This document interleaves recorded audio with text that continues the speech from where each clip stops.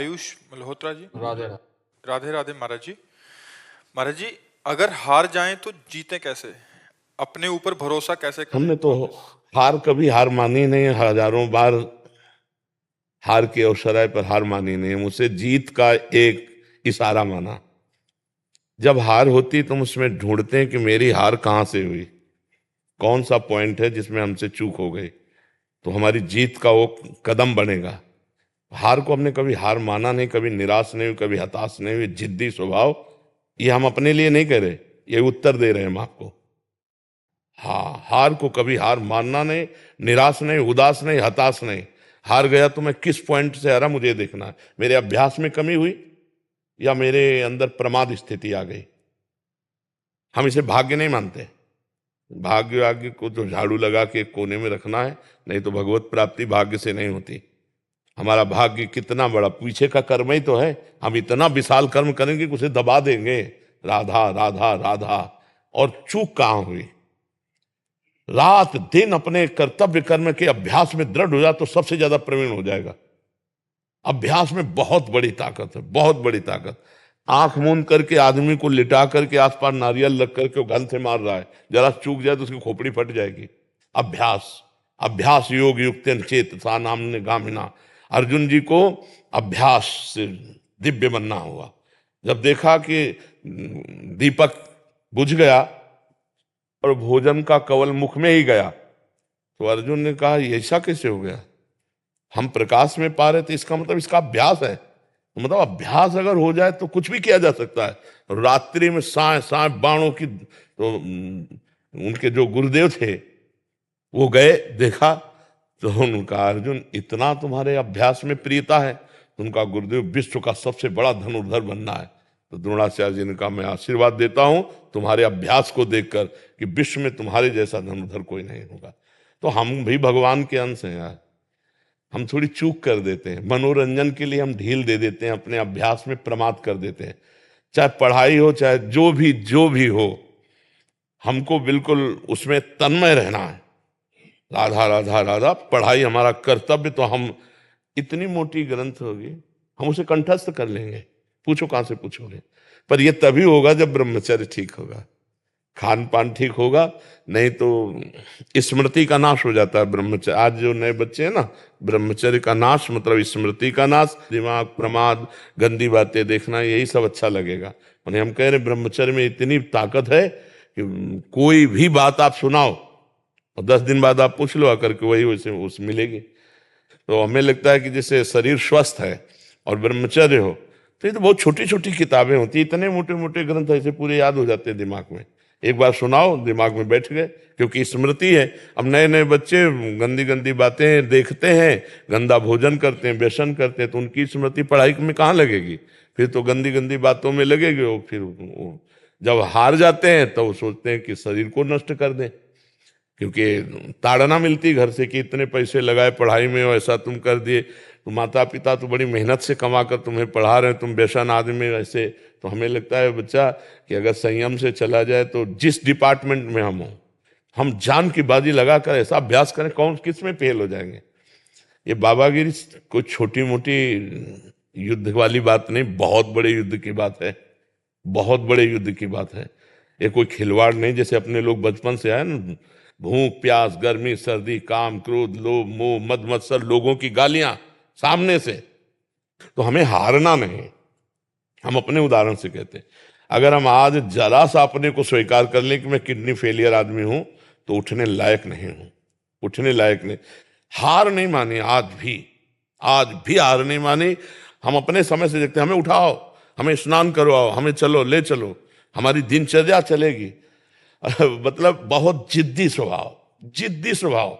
मतलब प्राण दे सकते हैं लेकिन अपना नियम नहीं तोड़ सकते, अपनी दिनचर्या नहीं तोड़ सकते। तब जाकर के ये स्वभाव और श्री जी की कृपा, तो ये आज जो है दिनचर्या चल रही। नहीं तो बच्चा हारना है ही नहीं। हम हार में विजय खोजते हैं, हमें विजय का वहीं खोज मिली जहां हम हारे। जहां हमें हारने की नौबत आई वहीं खोजा विजय। कहां से? तो सूत्र मिला, विजय का सूत्र मिला हार से। तो हार कोई बुरी चीज नहीं है, निराश नहीं होना चाहिए, हमारी और उछाल होगी। खिलाड़ी का गेंद जब ऐसे नीचे जाता है ना, तो ये ना समझे नीचे गया, वो नीचे से थपक मारेगा तो अपने लक्ष्य पे जाएगा।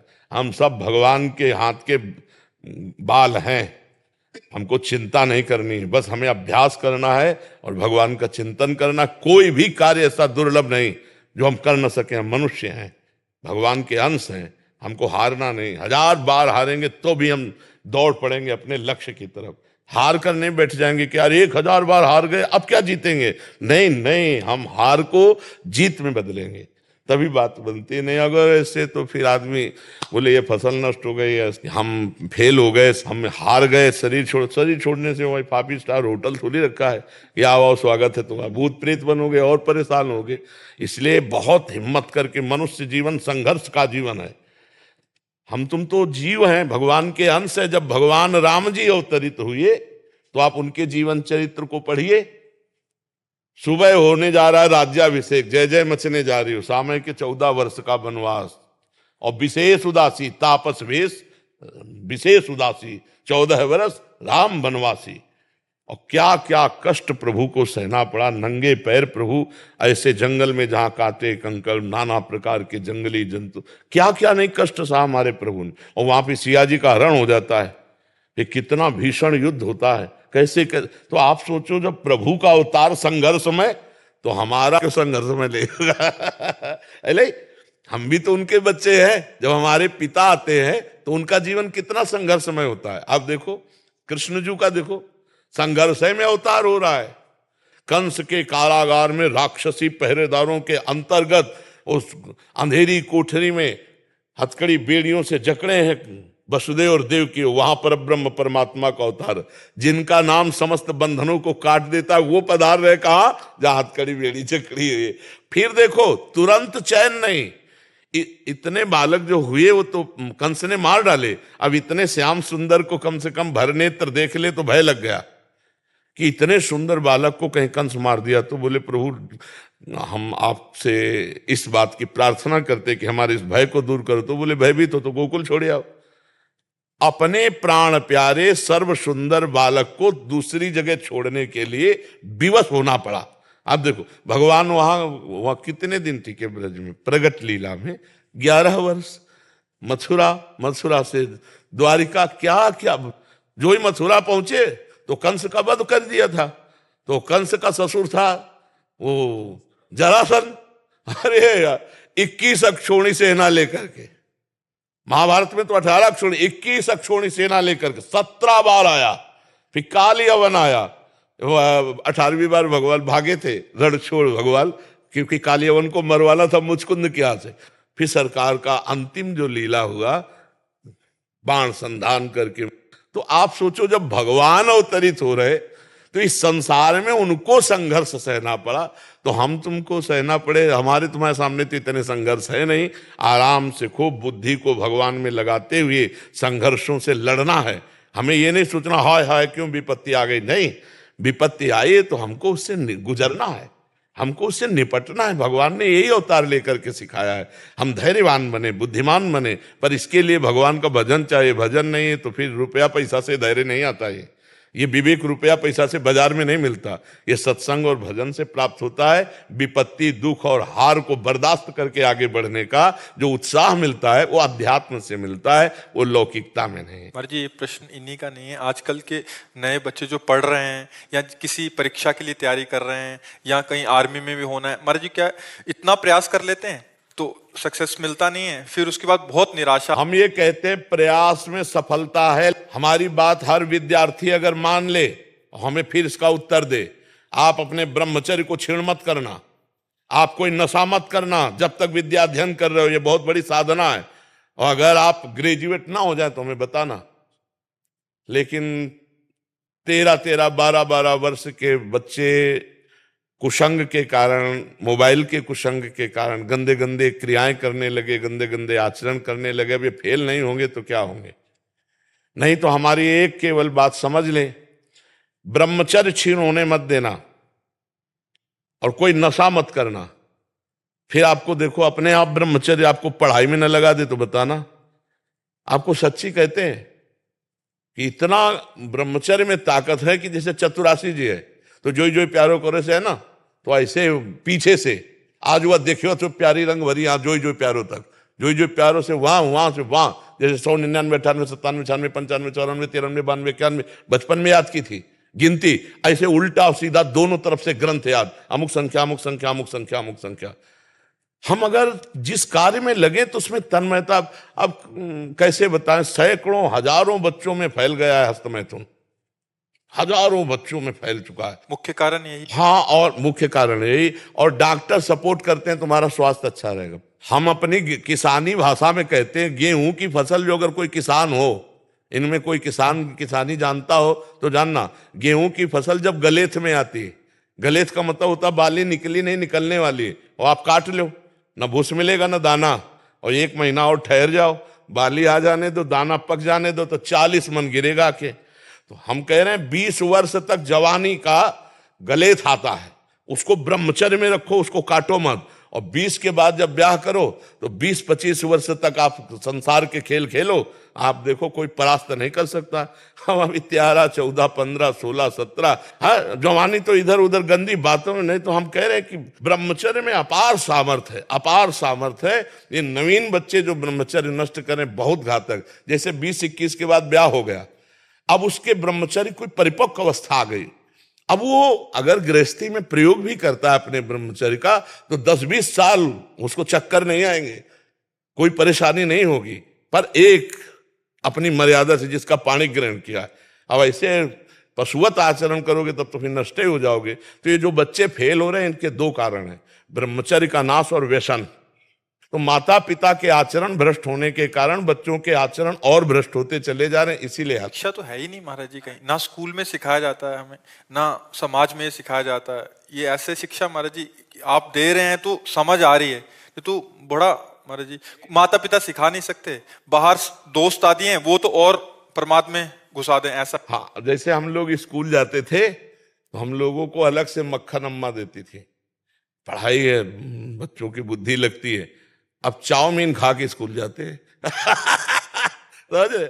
या 1 लीटर बठा और 2 रोटी शाम की बनी हुई, और जब मीसो तो पूरा वैसे खस्ता की तरह जल्दी से सुबह पाया और दौड़ लगा के 3 किलोमीटर स्कूल था, स्कूल गए तो वो सब पच जाता था और पौष्टिकता थी। अरे आज के बच्चे देखो ना, चाय पीते हैं प्रारंभ में ही, चाय ये 40 के बाद की बात है, या जो बहुत दिमागी कार्यों में लगे हुए हैं, जैसे कंप्यूटर आदमी, वो दिमाग थकान हो रही, थोड़ी सी चाय ले ली। अब नए बच्चे चाय की जरूरत है, अब वो सुबह बेड टी चाहिए उनको, 9 बजे तक सो के उठ रहे हैं, बेड टी पी, और उनके खान पान क्या होते हैं। इसके बाद जो स्कूल में हमारे तो वो बताते थे संस्कृत के जो थे कि ब्राह्मी लेकर पीना चाहिए, जिससे स्मृति शक्ति पुष्ट होती है, ब्रह्मचर्य पुष्ट होता है। तो ऐसा खान पान रहता था। अब खान पान में क्या रह गया, आप देखो खान पान में क्या रह गया। तो हमारे बच्चों की भविष्य खतरे पे है। जब कभी बच्चे खड़े होते हैं आकर ना, कि उनको 2 शब्द में यही समझाते हैं, हमारी इतनी बात मान लो, गर्लफ्रेंड बॉयफ्रेंड इससे बचो, अब ये अवस्था नहीं है। हम कहते हैं दोस्त बनाना पाप नहीं है, लेकिन दोस्त के साथ पाप करना पाप है। दोस्ती बना, दोस्ती कर लो। अगर आपको ऐसा लगता है कि हम दोनों दोस्त आजीवन रहे, तो अपने माता पिता से स्वीकृति लेकर पाणी ग्रहण करके बाद में पहले पढ़ो लिखो, नौकरी पेशा में आओ, दोनों दोस्त बने रहो, गंदा आचरण मत करना, और फिर पाणी ग्रहण करके फिर ब्याह करके, तो वो संबंध जीवन भर निर्वाह होगा। और ये जो पहले ही 10 दिन ये बॉयफ्रेंड ब्रेकअप, फिर 10 दिन वो बॉयफ्रेंड ब्रेकअप, ये हो क्या रहा है भैया? ये क्या हो रहा है? क्या चरित्रहीनता का खेल खेला जा रहा है? ये बॉयफ्रेंड गर्लफ्रेंड है कहाँ है? मतलब अभी स्कूल चले थे पढ़ने के लिए और ये शुरू कर दिया तो हो गया बॉयफ्रेंड गर्लफ्रेंड। इसी में सब हेरा रही हमारी समाज। और हमें तो बार बार कहने में भी संकोच लगता है कि बच्चों की जो गंदी आदतें हैं, माता पिता को चाहिए कि उनके पास बैठकर मित्रवत बात करें, दोस्तवत बात करें, और उनको बताएं कि देखो ये गंदी बात है, इसको त्यागो, और उसके लिए डॉक्टरों का सहयोग लें, जैसे आयुर्वेदिक औषधियां हैं, और उनको बताए कि हम मानते हैं तुमसे गलती हो गई, लेकिन तुम इसका सुधार करो।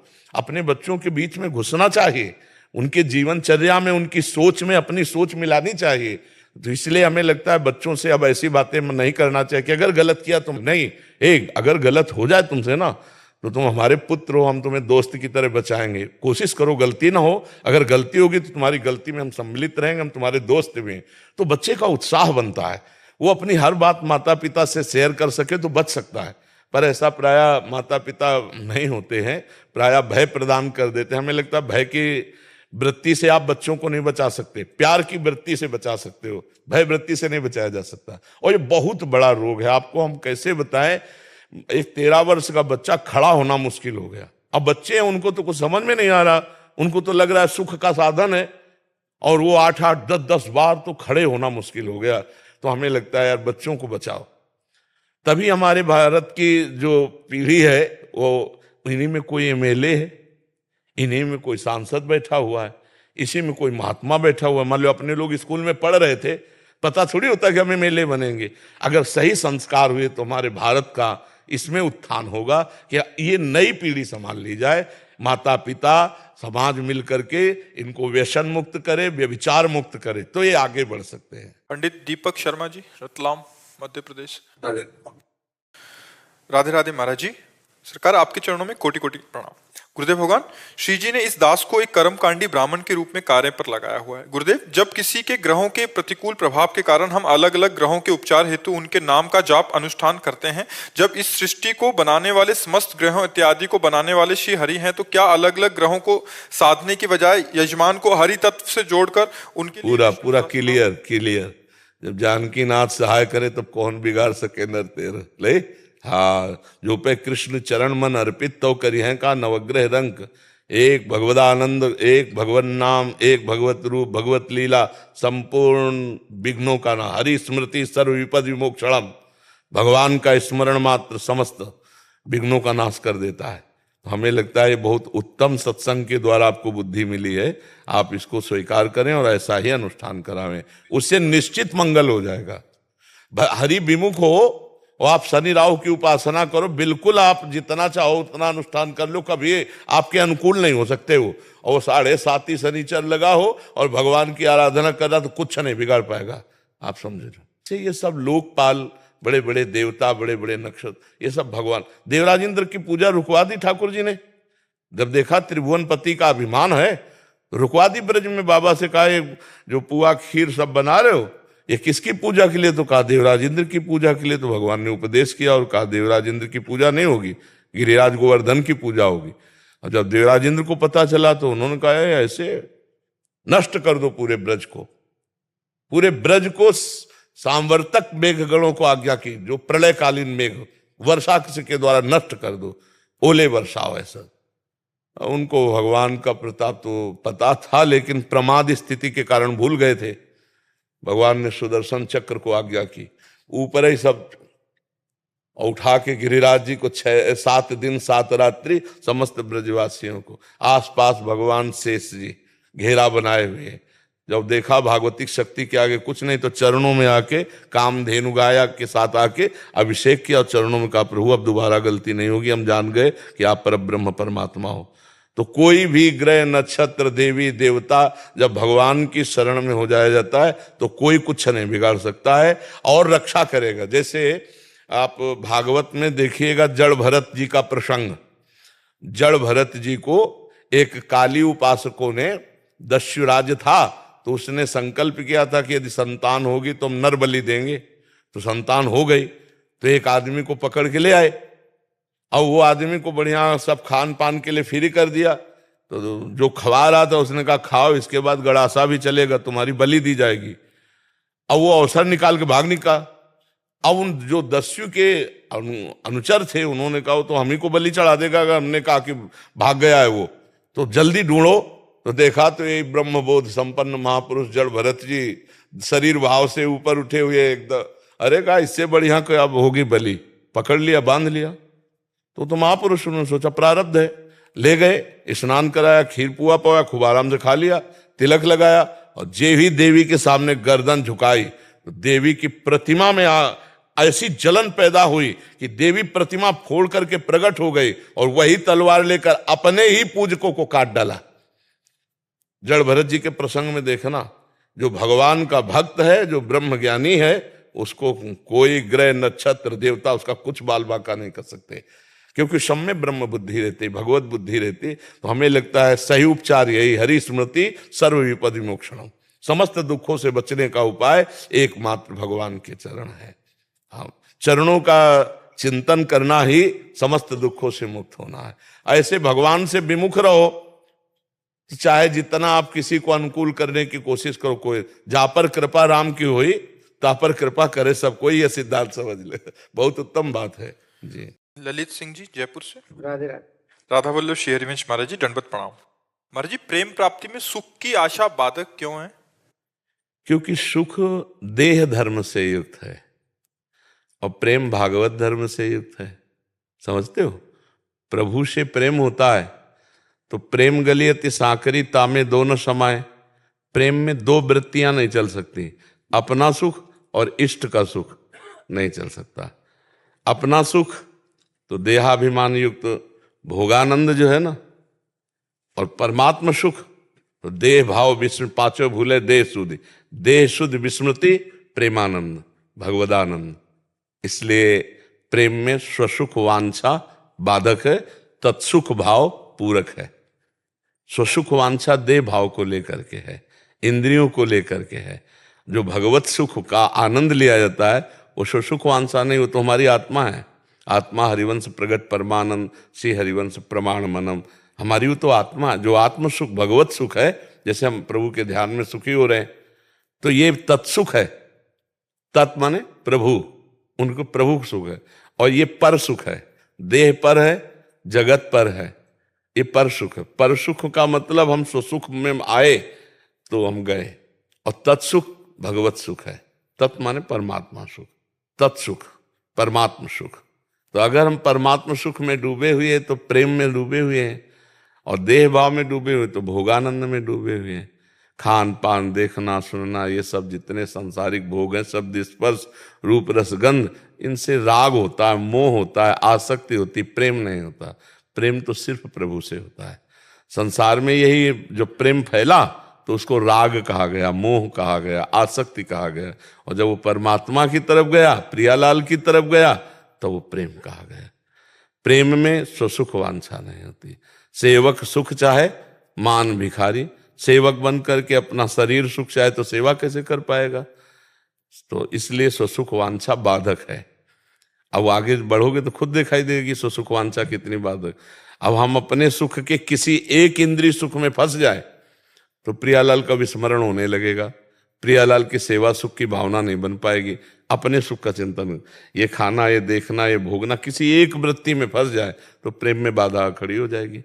जब सर्वेंद्रियां पूरा मन अपने इष्ट में, सुधो चले आपने धर्म रसकन सो प्रीतम का है, कबहू काल वृथा नहीं जाए। एक सेकंड भी ना अपना शरीर का चिंतन, ना भोगों का चिंतन, एकमात्र भगवत चिंतन, तब प्रेम प्रगटता है। ऐसे थोड़ी प्रेम प्रगटता है, वो कहे दो चार बूंद आंसू आ जाना प्रेम थोड़ी है।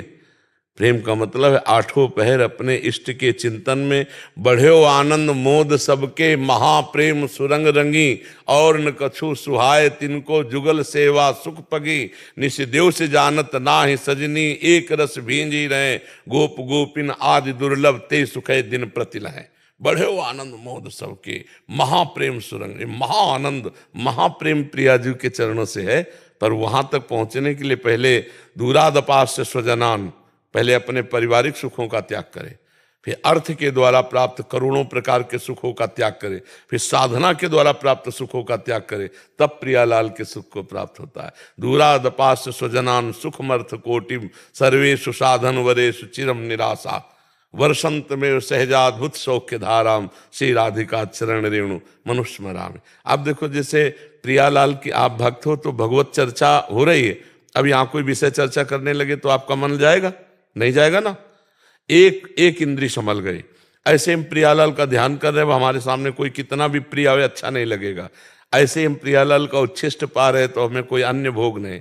ऐसे संपूर्ण इंद्रियां प्रियालाल में लग जाए तो सुख वांछा कर, फिर क्या सुख नहीं मिलता? क्या अपार सुख मिलता है। वो भगवत सुख है। विषय सुख त्याग की बात कही गई, समझ रहे हैं आप? विषय सुख का भोगने वाला भगवत प्रेम में नहीं जाता है। जो नहीं खान पान ते भावे है, नहीं कोमल वसन सुहावे है, सब विषय लगे ते खारा है, हरि आशिक का मग न्यारा है। नारायण हरि भजन में ये पांचों न सुहात, विषय भोग, निद्रा, हंसी, जगत प्रीति, बहुबात, ये अच्छा नहीं लगता प्रेमी जनों को। अपने आप से सुख वांछा का नाश हो जाता है। अब खूब चाहे खान पान सुख चाहे अपने, तिनको प्रेम छुअत नहीं सपने। जो हमें अच्छे अच्छे भोग मिले सर वो ये प्रेमी नहीं, ये विषयी पुरुष है, भगवान की आड़ में वासनाओं का खेल खेल रहा है। समझ पा रहे आप जी। जगते भयो फिरे वैरागी, तब वृंदावन रस में अनुरागी। प्रियालाल के प्रेम में तब जब संसार का राग हटे तभी तो। अगर संसार के राग में फंसा है तो फिर प्रेम नहीं। समझ पा रहे आप? कोई संशय? क्या प्रेम में अष्ट विकारों का होना आवश्यक है? भैया जब बुखार आ जाएगा तो सारे लक्षण आ जाएंगे। वो होना क्या, करना पड़ता है क्या? विकारों का जो अष्ट विकार प्रेम के हैं वो विकार तो नहीं, वो तो निर्विकार है, पर उनको कहा जाता है अष्ट सात्विक भाव कहे जाते हैं उसमें जो आता है। तो जब बुखार आएगा तो उसके लक्षण नहीं आ जाएंगे, तो जब प्रेम आएगा तो उसके लक्षण अपने आप आ जाएंगे। ये मतलब कोई हमारी क्रिया थोड़ी है, वो तो स्थिति है। जब प्रेम आता है तो प्रेम का स्वभाव होता है, वो एक भी कामना नहीं रहने देता। कामना रहितम, माया के तीन गुण है, गुण रहितम, सूक्ष्मतरम, अनुभव स्वरूपम, प्रतिक्षण वर्धमानम, ये प्रेम का लक्षण है। जहां प्रेम आया तो रुदुस्वरम राजन, वो भगवान के लिए रोता है, कभी नाचता है, कभी गाता है, कभी हंसता है। छिन छिन रुदन करंत, छिन गावत आनंद भरी, छिन छिन हार हसंत, ये जो कृपा हरिवंश की, छिन छिन विहरत संग, छिन छिन निरखत प्रेम भरी, छिन जस कहा। तब अब स्थिति आ गई तो अपने आप कभी रोमांच हो रहा है, कभी कंपायमान है, कभी रुदन कर रहा है, कभी एक अलौकिक दशा में बैठा हुआ, बाहरी कोई प्रेम का लक्षण नहीं, अंदर भाव समाधि लगी हुई है। ये सब स्थिति में होता है। उसमें थोड़ा है कि अष्ट सात्विक विकार करना पड़ता है क्या, ये तो फिर नाटक हो जाएगा। वो होता है, वो स्थिति होती है उसकी। समझ पा रहे हैं आप जी? एससी सिंह जी लखनऊ से। राधे राधे महाराज जी। महाराज जी, मैं कुछ दिनों से नियमित नाम जप कर रहा हूँ और अभी 30 नवंबर को सेवानिवृत्त हुआ हूँ। महाराज जी, मेरा एक प्रश्न है। महाराज जी, हमें ना तो पूर्व जन्मों का कुछ ज्ञान रहता है और ना ही इस जन्म में 8-10 वर्ष की अवधि तक कुछ याद रहता है। बाद में हम इस संसार व्यवहार, पूजा पाठ, ध्यान, सत्संग आदि से एक स्वरूप पाते हैं और उसे ही अपना स्वरूप मानने लगते हैं, जबकि ये संसार हम स्वरूप नहीं है। तो हमारा मूल स्वरूप क्या है? क्या प्रभु का अंश होने के कारण हमारा मूल स्वभाव प्रभु का ही है एवं पृथक कोई स्वरूप नहीं है? परंतु भगवत दर्शन होने तक हम एक काल्पनिक स्वरूप बना लेते हैं। आप कहते हैं कि हम मन काल्पनिक और भावनात्मक में अंतर। काल्पनिक सांसारिक बात होती है और भावात्मक भागवतिक होती है। हम भावात्मक स्वरूप करते हैं, हम भाव करते हैं, कल्पना नहीं। कल्पना संसार की होती है, भावना भगवान की होती है। पवित्र शब्द और उसको लाओ भावनात्मक। हम एक भावनात्मक मूर्ति बनाते हैं। हम स्कूल में जब पढ़ते थे तो मानी संख्या दी जाती थी, उससे सवाल हल हो जाता था। आपको पता है, मानी संख्या कुछ भी आप रख लो और सवाल हल हो जाएगा। तो ये संसार का जो प्रश्न है कि परमात्मा एक है पर वो अनेक रूपों में है। अब मानी संख्या आप मान लो, परमात्मा किसमें? माता में, पिता में, भाई में, बंधु में, गुरु में, पशु में, पक्षी में, दीवाल में, पत्थर में, लकड़ी में, जहां भी तुम मानो मानी संख्या मेरे पर ब्रह्म परमात्मा। अब सवाल हल हो जाएगा। एक जगह आसक्त हो जाओ, मेरे श्री विग्रह में कहीं भी परमात्मा भाव से, वो सब ये सारे रूप प्योर शुद्ध परमात्मा के हैं, प्योर, कोई मिलावट नहीं। जैसे हम किसी बात को समझाने के लिए खंडन और मंडन दो पद्धतियां अपनाते हैं। अन्वय व्यतिरेक, व्यतिरेक जैसे वेदांत है, अन्वय व्यतिरेक, ब्रह्म सत्यम जगन मिथ्या। इसके बाद ये नहीं है, ये नहीं है, पीछे देखो शब्द क्या आ रहा है, ये नहीं है। और ये नहीं है, ये नहीं है करते हुए जब पहुंचे जहां, तो फिर सर्वम खलमिदम। अब बताओ, ये पहले ही था ना, ये अब तो नहीं हुआ ना, पहले ही था। पर हमको दो पद्धतियां अपनानी पड़ती हैं राग के कारण। हमारा राग शरीरों से है तो ये ब्रह्म नहीं है, वस्तुतः ब्रह्म ही है। अब हम तुमको मूल अवतरण से बता रहे हैं, ब्रह्म मूल प्रकृति, त्रिगुणात्मिका प्रकृति, मूल प्रकृति से त्रिगुणात्मिका प्रकृति, फिर उससे महातत्व, महातत्व से अहंकार, अहंकार से त्रिगुण अहंकार, त्रिगुण अहंकार से ये सब पंचभूत आदि, और पंचभूतों में ये सब रचना देख रहे हो। जब समिटता है तो पंचभूत त्रिगुण अहंकार में, त्रिगुण अहंकार मूल अहंकार में, अहंकार महातत्व में, महातत्व त्रिगुणात्मिका प्रकृति में, त्रिगुणात्मिका प्रकृति मूल प्रकृति में, मूल प्रकृति में ब्रह्म। तो ये सब है क्या? वही तो परिवर्तित होता रूप में, रूपांतरण होता चला रहा है। तो सर्वम वासुदेवा सर्वम। अब बताओ कहां कहां हमें खोजने जाना, पर हमारा विश्वास नहीं है, हमारी श्रद्धा नहीं इन रूपों में, क्योंकि हमने पहले से सुन रखा ये मायामय रूप है, ये सब परिवर्तनशील है। तो अंदर जब हम अपने आप को ढूंढ नहीं पाए, कैसे साल हो गए आपको शरीर में रहते हुए? 61 वर्ष में 1 सेकंड भी आप अपने से नहीं मिले। हाँ, इसकी खोज ही नहीं की आपने। रुपया की खोज की, पद की खोज की, प्रतिष्ठा की, दुल्हन की, बच्चा की, सम्मान ले, सच्ची मानिएगा आपने कभी व्याकुल होकर खोज ही नहीं की अपनी। अब अपनी खोज ना होने के कारण हम परमात्मा की खोज की तरफ कदम बढ़ाएं, तो ये ऐसा खेल है कि बीच में शीशा रखा है, जैसे दो दिखाई दे रहा है, एक मैं और एक ये, और शीशा हटाओ तो केवल मैं। गीता गायक भगवान श्री कृष्ण कह रहे हैं, जब सृष्टि नहीं थी तो मैं था, जब सृष्टि नहीं रहेगी तो मैं ही रहूंगा, तो बीच में मैं ही मैं हूं। तो ये अंतःकरण चतुष्टय जो है, परिचय जानते हो? मन बुद्धि चित्त अहंकार, अंतःकरण ये दर्पण की भांति है। इसी में आत्मस्वरूप का प्रतिबिंब पड़ते हुए जो मैं है, वही हमें फंसाए हुए है, वही हमें फंसाए हुए कि मैं स्त्री, मैं पुरुष, मैं ये। इसी मैं को मिटा दे, दर्पण हटा तो शुद्ध मैं जो है वो ब्रह्म स्वरूप है, उसमें और परमात्मा में अंतर नहीं है। ब्रह्मविद ब्रह्म भवति। तो अगर ब्रह्म नहीं होता तो क्या किसी क्रिया से ब्रह्म बन जाएगा? गोस्वामी जी कह रहे जानत तुम्हें हो जाए, तो पहले से ही वही था, उसमें कोई परिवर्तन होता क्या? आत्मस्वरूप अपरिवर्तनशील है, वो चैतन्य घन है, वो एक रस है, वो चिदानंद है। बस ये बात है, वो जो है तत्त्वमसि, तत्त्वम असि, वही तुम हो। पर ये सवाल हल नहीं हुआ अभी सवाल हल नहीं हुआ, अभी साधना करनी पड़ेगी।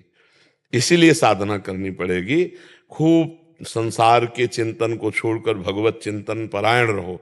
कोई नाम ले लो गुरु से, कोई रूप ले लो भगवान का, तो मानी संख्या नाम रूप से सबका स्वरूप निराकार है। आपका कोई आकार थोड़ी है, आप जिस आकार को मानते हैं आप वही हो जाते हैं। नहीं, आपका कोई आकार नहीं है, आपका कोई आकार नहीं है। आप जो आकार दें, जैसे भक्ति में भी है तो सखा भाव, वात्सल्य भाव, शब्द समझना, ये क्या है? भाव है ना। तो जो भाव आरोपित करोगे आपका आत्मा वही हो जाएगा। आपने आरोपित किया कि मैं सखा हूं भगवान का, तो आत्मस्वरूप सखा हो गया। आपने आरोपित किया मैं दास हूं, तो दास हो जाएगा। आप आरोपित करो मैं वही हूं, तो वही हुआ। आप जो चिंतन करेंगे, और कोई चिंतन नहीं करेंगे तो जो है वो परमात्मा ही है। अब चिंतन करना सहज है हमारे लिए, अचिंत्य होना बड़ा कठिन है। अब देखो, चिंतन रहित होना बड़ा कठिन है, इसलिए हम इसको चिंतन में फंसाते हैं। भगवान के नाम रूप लीला धाम शास्त्र आज्ञा में तो धीरे धीरे चिंतन करते करते जब ये पवित्र होंगे तो अचिंत हो जाएंगे। मन बुद्धि जब तक मलिन तब तक चिंतन है, असत चिंतन के हाँ सत चिंतन। और जब वो मैं बचता है तो ना असत होता है ना सत होता है, ना असत होता है ना सत होता, कोई चिंतन। महाराज मेरा जो प्रश्न आगे भी था जी, जैसे मृत्यु के बाद आदमी का शून्य हो जाता है या उसका जो एक भाव है वो बना रहता है, कुछ जो सच्ची? पूरे संस्कार बने रहते हैं, पूरे संस्कार। जैसे मूर्छा के बाद जगेगा ना तो पूर्व का सारा याददाश्त जितनी भी है वो पुनः जागृत हो जाएगी। ऐसे ही हमारे जितने संस्कार कर्म हैं वो जागृत हो जाएंगे। केवल ये हमें याद नहीं रहेगा कि हम पूर्व में किसके यहाँ थे और मनुष्य थे। पूरी आदतें, ये नहीं याद रहे, हाँ पूरी आदतें और पूरे कर्म शुभ अशुभ उसके संस्कार में रहेंगे, ये रहेंगे। वो बस उसको ये स्मृति नष्ट हो, जैसे इसी जन्म की हमें स्मृति नहीं, माँ के गर्भ में हम थे 9 महीने, क्या स्मृति है क्या? ये बहुत छोटी स्मृति अपनी देख लो इसी जन्म में, कि हमारी माँ की स्मृति नहीं है कि हम माँ के गर्भ में कैसे कष्ट सह रहे थे, तो हम पूर्व जन्म की बातें क्या जाने। ये बड़ी कृपा है, भगवान ने जो विस्मरण करा दिया। अगर वो सब याद रहता तो हम डिप्रेशन में होते, कभी उबर नहीं पाते, नहीं उबर पाते। भगवान ने बड़ी कृपा की, परसों क्या खाया आपने, तो आपने याद करना पड़ेगा परसों की बात। बड़ी कृपा की जो विस्मृति करवा रहे हैं, पर इतनी कृपा कर दे कि अपनी विस्मृति न करवावे, अपनी स्मृति करवा दे तो सब बात बन जाए। महाराज जी कहते हैं कि मनुष्य जन्म जी और मुमुक्षुत्व जी और आप जैसे सत्संग की प्राप्ति, हाँ। ये तीनों दुर्लभ है। हाँ अब जब ये मिल गए हैं, हाँ, तो अब अपना काम बना लो। ध्रुवदास जी महाराज कह रहे, बार बार तो बनत नहीं या संजोग अनूप, मानुष तन वृंदा विपिन रसिकन संग विरूप। रसिक महापुरुषों का संग, भगवद उपासना का रंग, इतना बढ़िया अवसर मिल गया। आप एक क्षण भी नाम न छोड़ो, आपको अपने स्वरूप का भी बोध हो जाएगा, प्रेम हो जाएगा, जो चाहोगे प्राप्त हो जाएगा। नाम पकड़ लो। हम आपको कह रहे हैं ज्ञान मार्ग, योग मार्ग, कर्म कांड, भक्ति, सबसे हम गुजरते हुए आए हैं। क्योंकि ब्राह्मण के घर जन्म हुआ था तो नैष्ठिक ब्रह्मचर्य, कर्मकांड का पूरा बचपन से, गायत्री अनुष्ठान आदि, बलिवैश्य देव आदि, पितृ तर्पण आदि, ये सब। अब इसके बाद सन्यास, ज्ञान मार्ग, तो ज्ञान और योग प्रधान होता है, ज्ञान में योग प्रधान होता है, वो दोनों का। और इसके बाद ये महाप्रेम रस, वृंदावन नित्य विहार रस। इसलिए आखिरी तुम्हें बात बताते हैं, नाम, नाम का सहारा ले लो, सब ज्ञान प्राप्त हो जाएगा। जो राम राम नहीं कह पाते थे, मरा मरा बोलते थे, वो ब्रह्म ज्ञानी हो गए और वाल्मीकि रामायण की रचना की। आप नाम पे, और नाम नहीं है तो अटकल लगाने से ब्रह्म बोध नहीं होगा। ये नाम के द्वारा गति प्राप्त होती है, जब हृदय में एकदम कोई आकांक्षा नहीं, विनिवृत्त कामा, और अद्भुत आनंद, तो उसी आनंद में अपने स्वरूप का बोध होता है। अपने को द्वारा, अपने स्वरूप, इंद्रियों के द्वारा या मन बुद्धि के द्वारा नहीं होता। स्वरूप बोध अपने आप से अपने आप का होता है। मन बुद्धि की ताकत नहीं है स्वरूप तक पहुंचने की। समझ रहे हैं? खूब नाम जप करो, पहले साधन करो तो साध्य तक पहुंचा जा सकता है। सौमेन रॉय जी यूएसए से। राधे राधे गुरु जी। महाराज जी आपके चरणों में कोटि कोटि प्रणाम। महाराज जी जब किसी की ऐसी स्थिति आए, मतलब ब्रह्मबोध की, तो क्या प्रश्न खत्म हो जाते हैं? क्या उसको सब समझ में आ जाता है? प्रभु को पा लिया तो बाकी कुछ जानने की इच्छा नहीं रहती? बिल्कुल। सो कुछ समझ में आ जाता है या कुछ इच्छा नहीं रहता है?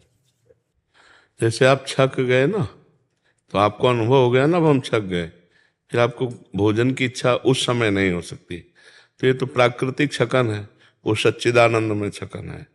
जो अपने स्वरूप का बोध हो जाता है तो ब्रह्मभूता प्रसन्नात्मा न शोचति न कांक्षति समः सर्वेषु भूतेषु मद भक्तिम लभते पराम। अखंड प्रसन्नता, पूर्ण निष्कामता, न कोई शोक, न कोई सोच, न कोई चाह, वो एक अलौकिक अनुभव गम्य है ना। तो उसे वाणी के द्वारा हम नहीं बता सकते या कोई नहीं बता सकता। अनिर्वचनीयम प्रेम स्वरूपम, वाणी के द्वारा उसका वर्णन नहीं हो सकता। आनंद का वर्णन तो वाणी के द्वारा विषयानंद का भी नहीं हो सकता। भगवदानंद की तो बात जाने दो। जैसे हम आपको एक मीठा खवाएं, पेड़ा ही खवा दें, कैसा है तो आप कहोगे मीठा है। नहीं, कैसा मीठा है? बहुत अच्छा है। नहीं, कैसा बहुत अच्छा है? तो आपका अगला उत्तर होगा खा के देख लीजिए। इसके बाद इसका उत्तर आप नहीं दे सकते। बहुत अच्छा है, इसके बाद आप नहीं दे सकते। तो जब लौकिक आनंद का, प्राकृतिक भोग का वचन के द्वारा प्रमाण नहीं दिया जा सकता, तो भगवदानंद जो ज्ञानानंद, विज्ञानानंद आनंद है, उसको हम कैसे वाणी के द्वारा बताएं? वो क्या भगवान श्री कृष्ण के वचन है, ब्रह्मभूता प्रसन्नात्मा, अद्भुत प्रसन्नता, न सोचति न कांक्षति, ना कोई चाह ना कोई सोच। कैसी अद्भुत स्थिति होगी सोचो, जब हमारे अंदर कोई कामना नहीं होगी, कोई चाह नहीं होगी, कोई भय नहीं, कोई चिंता नहीं, कोई शोक नहीं, अखंड प्रसन्नता। यही हमारा स्वरूप है। यही ब्रह्मबोध संपन्न महापुरुष की स्थिति होती है। और भक्ति में अपने प्रभु अपने साथ होते हैं, जिनको ज्ञानी लोग ब्रह्म कहते हैं, योगी लोग परमात्मा कहते हैं, भक्त लोग भगवान कहते हैं। वो प्रभु हमारे हृदय में, हमारे नेत्र में, हमारी बुद्धि में, हमारे मन में समा जाते हैं। पीर मूर्ति नयनन बसे तेहि रस राहे समाए, ये लक्षण सुनि प्रेम के और न कछु सुहाय, और न कछु सुहाय शब्द पर देखिए, फिर है अपने रस मातो। अपने कौन? आत्मस्वरूप या प्रभु, जो भी कहो। अपने रस मातो कुटुम देहते जाए, छूट सब ही विधि नातो। बस वो बावरापन प्रेम की उन्मत्त अवस्था, जहां जहां पीर की बात सुने खोजत तिन गैनन। कौन मुझे अध्यात्म की बात सुना दे, शुद्ध प्रिया प्रीतम की बात कौन सुना दे। पूरा हित धू छिन छिन ले प्रेम जल भरी भरी नैनन। थोड़ी थोड़ी देर में आनंद प्रवाहित करता हुआ वो प्रेम की उमगन में, न लाज तीन लोकन की, न वेद को कहो करे, न संक भूत प्रेत की, न देव जच्छते डरे, सुने न कान और की, दृश्य न और इच्छना। ऐसी प्रेम भक्ति जागृत होती है। जो योगी होता है वो अपने प्राणों का संयमन करके ऊर्ध्व भावना, परमात्मा भावना में, जैसे गाढ़ निद्रा, ऐसे जागृत अवस्था में शून्य रहता है।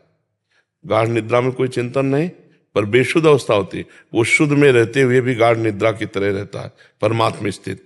तो योगी की भी वही स्थिति, शून्य, कोई चिंतन नहीं। ज्ञानी की भी यही स्थिति, कोई चिंतन नहीं। और प्रभु के सिवा कोई चिंतन नहीं, सोई भक्त। ये चरम अवस्था की स्थिति है। यहाँ न कुछ जानना है, न पाना है। यहाँ न कुछ बाकी रह गया है और न कुछ पूर्ण हुआ है। पूर्ण भी नहीं है और कुछ बाकी भी नहीं है। तो सृष्टि की जो रहस्य है वो समझ में आ सकता है। सृष्टि का रहस्य उसको समझ आ जाता है क्या? वही तो सृष्टि बना हुआ था, और कौन था? ये सृष्टि क्या है? एक ही परमात्मा तो है ना, एक को हम बहुश्यामा। ये हमारा ही तो संकल्प है। संकल्प समेट लो तो कुछ नहीं है। ज्ञानी ऐसे योगी और भक्त इष्टाकार। यहाँ भी इष्ट है, यहाँ भी इष्ट है, सब जगह हमारा प्रीतम है। सिय राम में सब जग जानी। सृष्टि में और कुछ नहीं है, न स्त्री है, न पुरुष है, न जड़ है, न चैतन्य है। एक परमात्मा है। जगन नाटक वैभवा।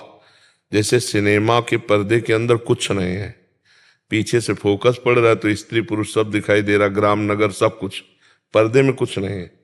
समझ लेना, ऐसे ही सृष्टि में कुछ नहीं, एक परमात्मा ही एक ग्राम नगर स्त्री पुरुष बना हुआ है। बस जहां से फोकस पड़ रहा है वहां दृष्टि पहुंच जाए। सबकर परम प्रकाशक जोई परमात्मा। अब ये कैसे समझ में आएगा?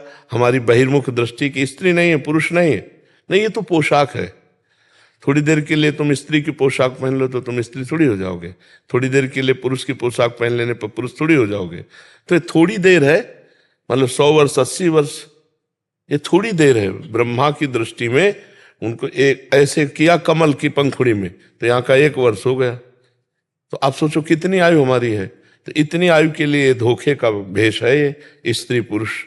लेकिन हो कौन आप? बस यही जान लो तो जीवन मुक्त हो जाओगे। आप परमात्मा स्वरूप हो, कोई और दूसरे नहीं है। जीव भगवत स्वरूप है। वही जो भाव कर लेता है, जैसे भक्ति में हमारे यहाँ भाव, दास्य भाव, सख्य भाव, वात्सल्य भाव, कांता भाव, गोपी भाव को कांता भाव कहते हैं, और सहचरी भाव। अगर कोई भाव न करे तो मुक्त हो गया। भाव किया तो भाव देव प्राप्त करके भगवान की लीला में चला गया। तो आत्मा का स्वरूप क्या है? जो सो भाव करो। नहीं है कोई भाव तो जो असली स्वरूप है वो मुक्त स्वरूप है, मोक्ष स्वरूप है। ये भाव माना हुआ। मैं प्रभु का दास तो दास्य भाव, मैं प्रभु का सखा तो सखा भाव। भाव वैसे जैसा आप करो। देखो इस समय विषय भाव है, माया भाव है, त्रिगुणात्मिका माया का भाव, तो हमें पूरा प्रपंच सत्य दिखाई दे रहा है। अगर भगवत भाव तो केवल भगवान ही नजर आएंगे, सब में भगवान। देखो गोस्वामी जी कह रहे हैं, जड़ चेतन जग जीव जत सकल राम में जान। मान ही नहीं कह रहे कि मैं सबको भगवान मानता हूं, नहीं, जानता हूं कि सब में भगवान ही विराजमान है। ये सृष्टि बनने वाला वही, बनाने वाला वही, और बिगड़ने वाला भी वही। ये बात जो जान जाता है वो ज्ञानी हो जाता है। सृष्टि जिसने बनाई वही बना सृष्टि, और जो बना वही बिगड़ करके अपने स्वरूप में आ गया। कुछ नहीं यहाँ है। आप देखो ना, सब जितने घड़े हैं ये, इनमें प्रतिबिंब जो पड़ रहा है 21, जैसे 1000 घड़े रख दे तो 1000 सूर्य नजर आएंगे ना प्रतिबिंब में, लेकिन सूर्य तो एक है ना। तो इन घड़ों के कारण अनेकों रूप दिखाई दे रहे हैं। अच्छा, मूर्ख, विद्वान, साधु, असाधु, गंदा, उत्तम, ऐसा, स्त्री पुरुष, जड़ चैतन्य, ये घड़ों के कारण है। वो एकमात्र परम पवित्र निर्विकार सच्चिदानंद सब में व्याप्त है। जो चैतन्यता है ना, जिससे हिलन डुलन चैतन्यता, बोलना खाना पीना, ये जितने भी हमारे पार्थिव अंग काम कर रहे हैं उसी परमात्म शक्ति से काम कर रहे हैं। अब उसको हम भूले हुए हैं, उसको अलग अलग नाम दे दिए। जैसे आपका नाम क्या है, आपका नाम क्या है, तो आपको पुकारे तो आप बोल दोगे, लेकिन वो आपका नाम नहीं है, वो शरीर का संबोधन है। आप तो अनाम है, अरूप है। समझ पा रहे? वास्तविक ज्ञान जो है, अच्छा ना समझोगे तो 4 दिन के बाद फिर दूसरा वर्दी मिल जाएगी। सुअर कुत्ता गधा कौन सी वर्दी मिले, फिर इसका चांस नहीं कि आप बैठ करके अपनी सुलझन को सुलझा सको। जो हमारी सुलझन उलझन में बदल चुकी है उसको हम सुलझा सके। बहुत बुरी स्थिति है, फंसते चले जा रहे हैं। हमें लौटना है, मनुष्य जीवन में लौटना है, हम लौट नहीं रहे और आगे बढ़ते चले जा रहे हैं। गंदी बातों की तरफ इतना बढ़ते जा रहे हैं कि ये बात समझे में नहीं आ रही कि यार मुझे मुक्त होने के लिए अवसर दिया गया है, फंसने के लिए नहीं। और माया ऐसे ऐसे दाने डालती जा रही कि हम फंसते चले जा रहे हैं। मैं पुरुष हूँ, मैं पति हूँ, मेरी पत्नी है, मेरा पुत्र है, मेरे माँ है, मेरे पिता है, मेरे अमुक है, पूरा राग पूर्ण जीवन व्यतीत हो रहा है। अगर इन्हीं में भगवान को झांक के देख ले तो मुक्त हो जाए, इनमें मोह कर ले तो फंस करके पुनरपि जननम पुनरपि मरणम पुनरपि जननी जठरे शयनम, बार बार दुख भोगना पड़ेगा। ऐसी विचित्र माया है कि ये ज्ञान होते हुए भी हम वही पाप कर्म करते हैं जो नहीं करना चाहिए। तो कैसे ये हम प्रयोग क्यों नहीं कर पाते ज्ञान का? जो हमारे अंदर ज्ञान है, सबको लगभग ज्ञान, प्रयोग क्यों नहीं? क्योंकि भजन नहीं है। भजन के बिना ज्ञान का प्रयोग नहीं कर सकते।